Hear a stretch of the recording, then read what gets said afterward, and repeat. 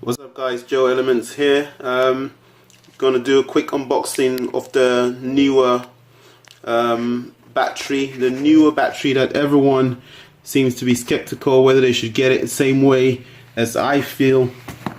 Obviously this is pre-opened because of using one hand to do this unboxing, so I had to zip it open and then we'll carry on from there.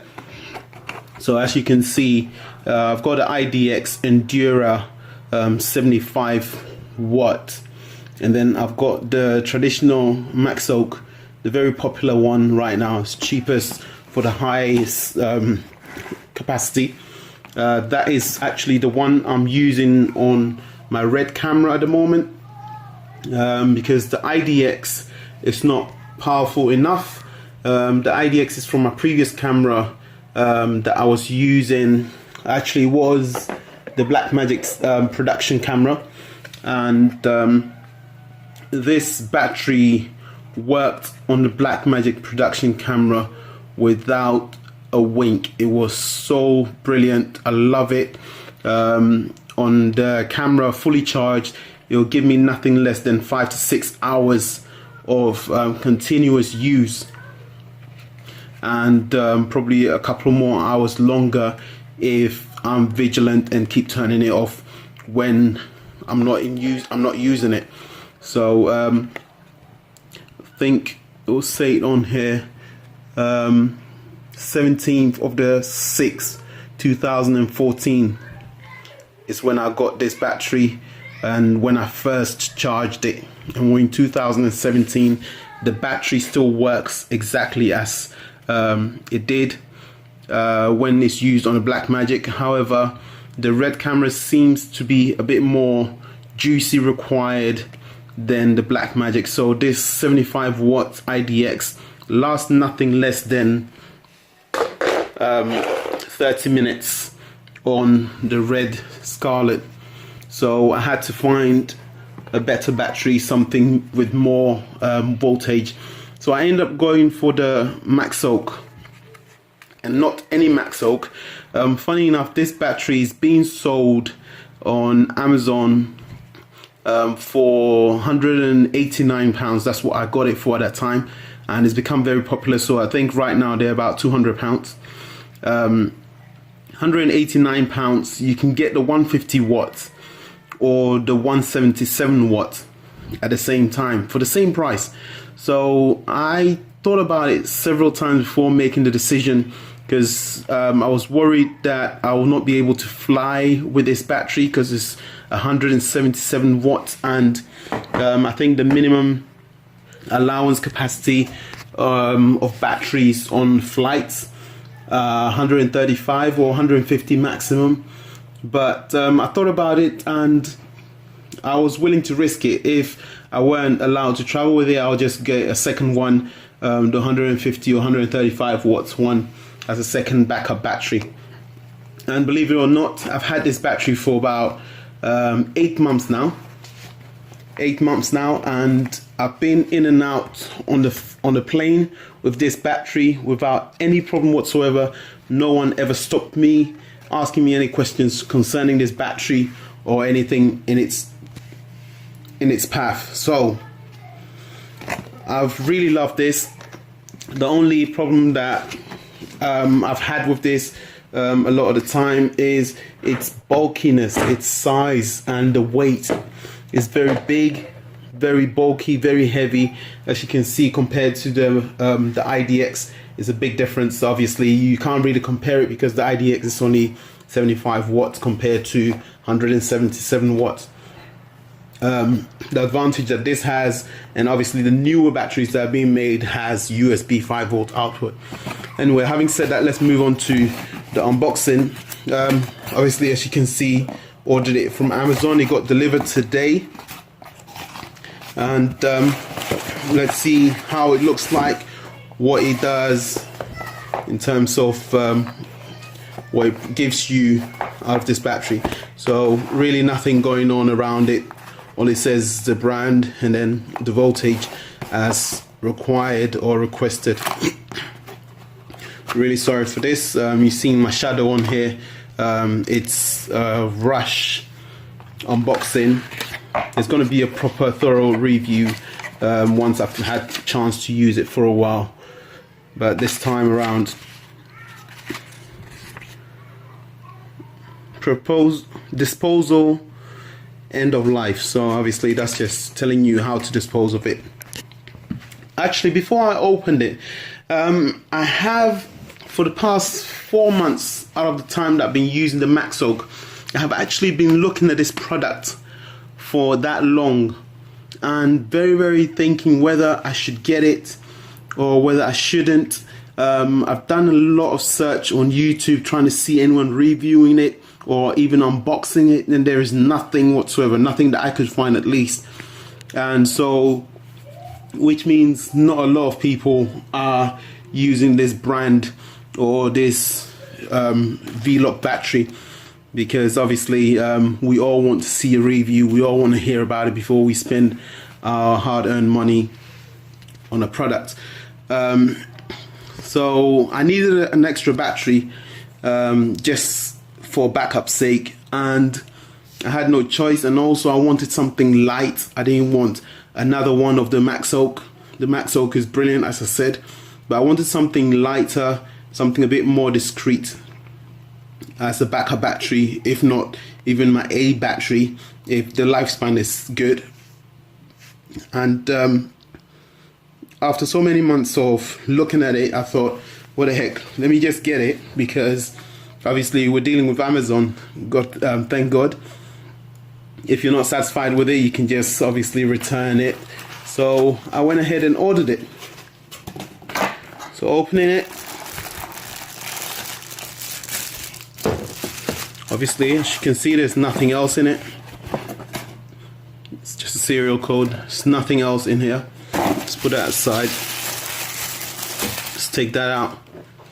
Right, the first thing that we notice is that it's slightly lighter than the Maxoak, and it's got this odd shape.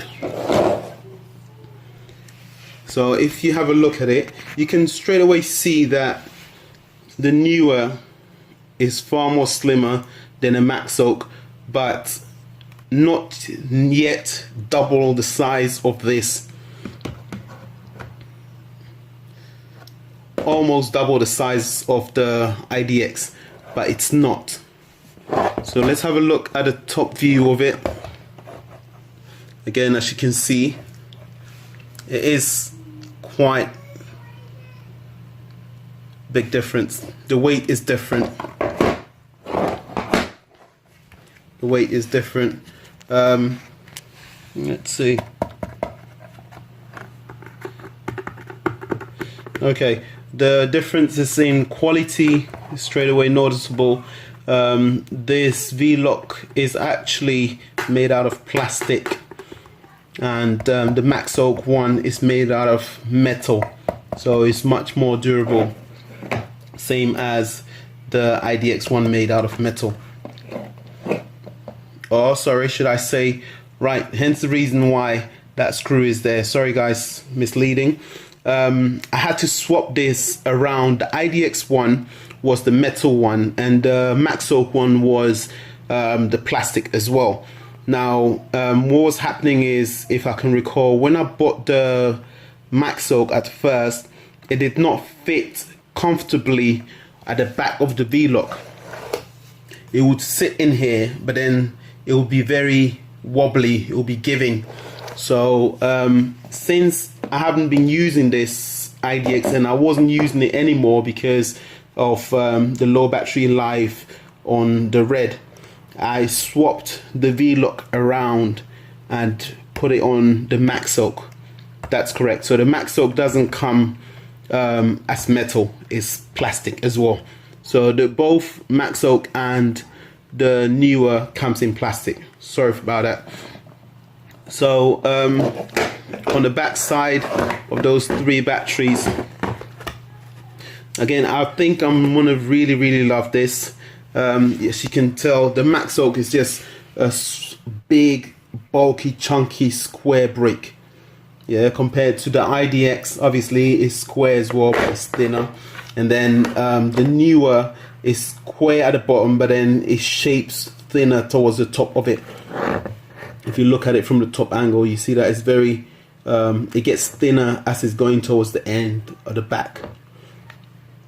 So it's got this very nice, lovely shape on there. Good thing, it gives you battery life indicator, and then also we've got the D-tap for the charging of the battery, and then the USB 5-volt output. So that's the same thing with the Maxoak. It's got the D-tap charging and then USB output. Now if you look at the two, you notice quality difference. I mean, as much as this feels solid as a brick, but if you look at that, that is clearly exposed.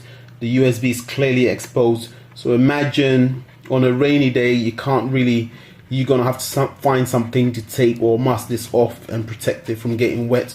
And also, if you're in a dusty country like most of the time I am, I film most of the time in Africa when I travel, and you get lots of dust particles in here. So what I have been doing is when I go to Africa, as soon as I reach, I cover this, or before I depart, I cover this up when I'm not using it. And even when I'm using it, which means it has to be exposed so that I can charge it when I need to save myself the hassle having to constantly tape it and then take it off, tape it and take off the tape.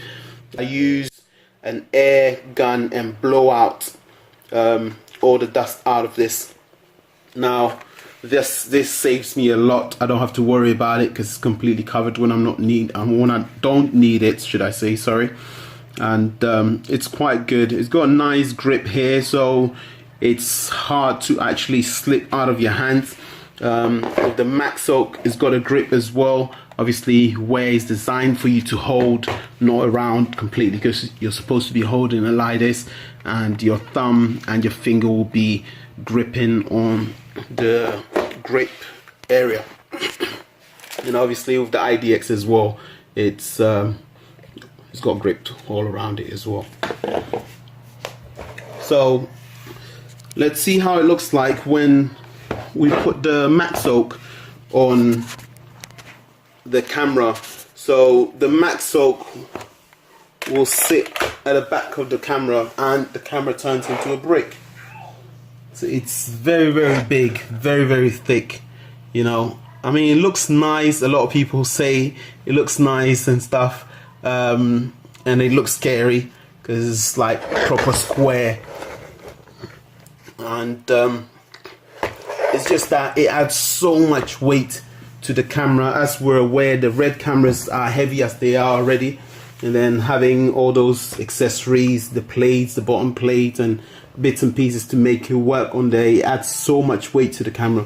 So the last thing you really want is another heavy brick to attach to it. So if we go for this one, it's not going to make a big of a difference, but at least it becomes slightly lighter and it looks different. It looks very, very nice.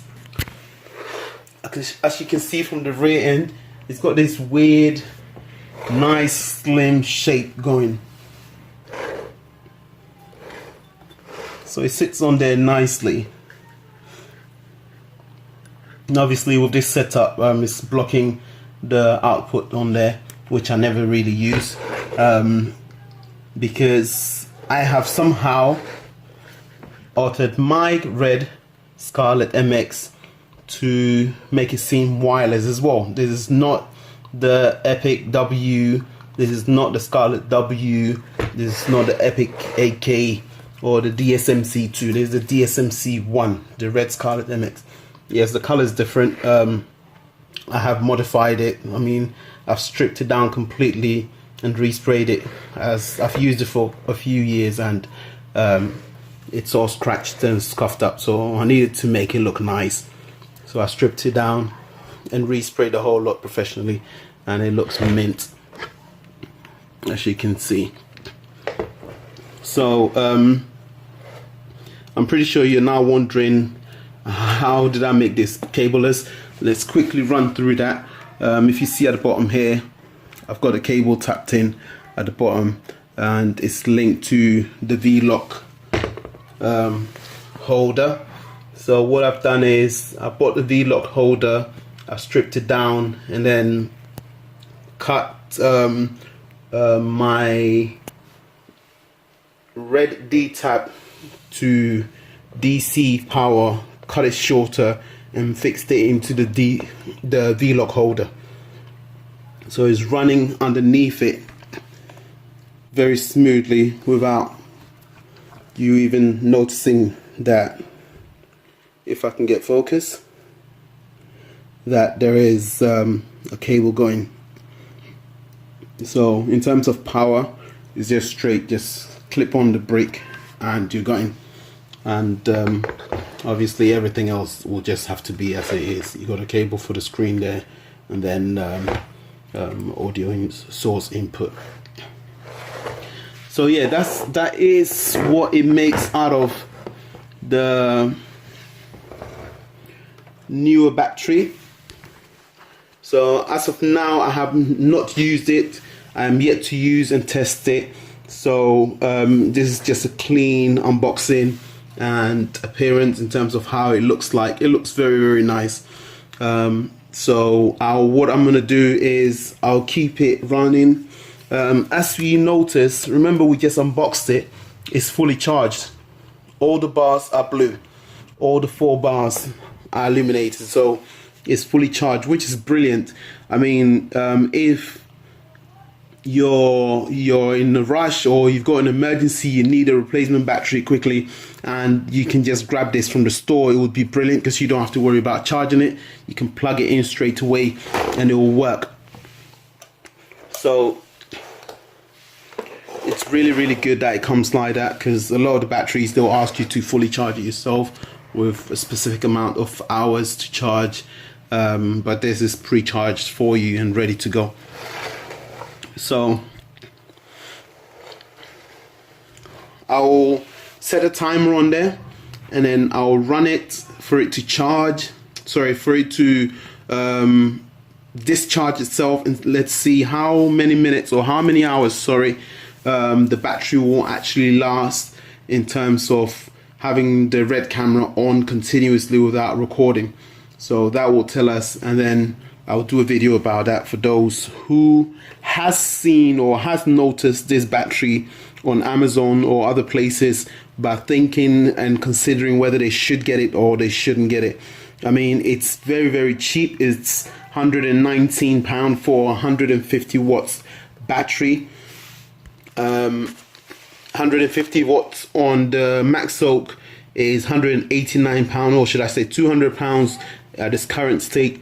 The IDX is a no-go area. This 75 watt battery cost me £248, I believe, or somewhere nearly £300 just for this battery.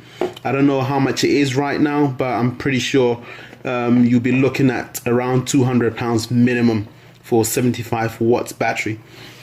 So do go ahead and stay subscribed. I'll give you feedback in terms of reviewing this camera, or should I say this battery on this camera in action, and how long it actually stands and how well it operates. Stay tuned. Thank you.